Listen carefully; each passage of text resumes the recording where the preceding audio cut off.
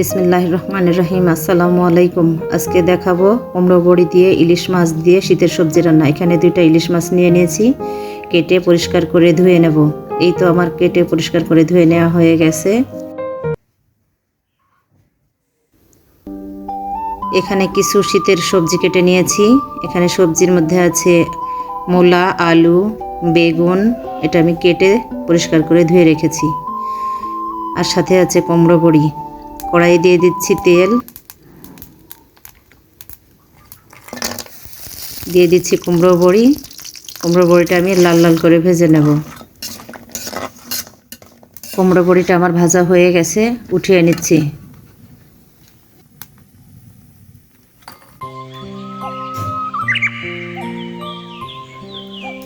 কড়াইয়ে গরম তেলের মধ্যে দিয়ে দিচ্ছি পেঁয়াজ কুচি, দিয়ে হালকা করে ভেজে নেব। পেঁয়াজটা আমার হালকা করে ভাজা হয়ে গেছে। এখানে দিয়ে দেবো 1 চা চামচ রসুন বাটা, 1 চা চামচ আদা বাটা, দিয়ে আর কিছুক্ষণ নাড়াচাড়া করে হালকা করে ভেজে নেব।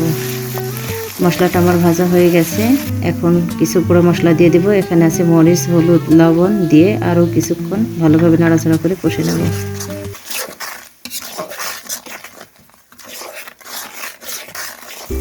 মশলাটা আমার কষানো হয়ে গেছে। এই পর্যায়ে দিয়ে দেবো ইলিশ মাছ। ইলিশ মাছ দিয়ে ভালোভাবে মাছটা কষিয়ে নেব।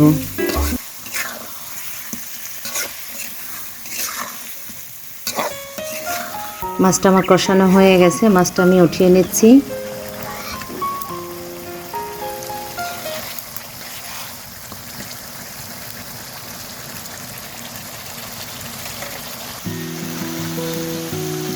মাছগুলো আমার উঠানো হয়ে গেছে।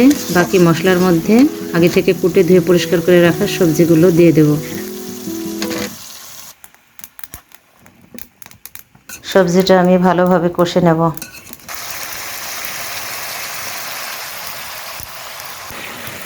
সবজিটা আমার ভালোভাবে কষানো হয়ে গেছে। এই পর্যায়ে দিয়ে দেব আগে থেকে ভেজে রাখা কুমড়ো বড়ি।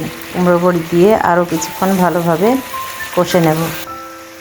তরকারিটা আমার কষানো হয়ে গেছে। এই পর্যায়ে দিয়ে দেব পরিমাণ মতো গরম পানি। গরম পানি দিলে বেগুনটা খুব ভালোভাবে সেদ্ধ হয়।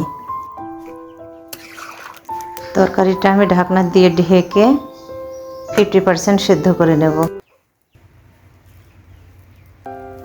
ঢাকনাটা উঠিয়ে দেখি তরকারিটা আমার 50% সেদ্ধ হয়ে গেছে। এ পর্যায়ে আগে থেকে কষিয়ে রাখা মাছগুলো তরকারির মধ্যে দিয়ে দেব। তরকারিটা আমি হালকা হাতে নাড়াচাড়া করে দেব, দিয়ে ঢাকনা দিয়ে ঢেকে আরও 20 মিনিট রান্না করে নেব।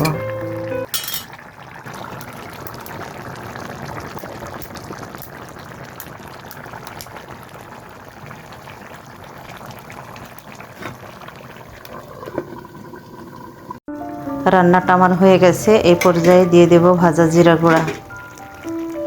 ভাজা জিরার গুঁড়ো দিয়ে হালকা হাতে নেড়ে নামিয়ে নেব।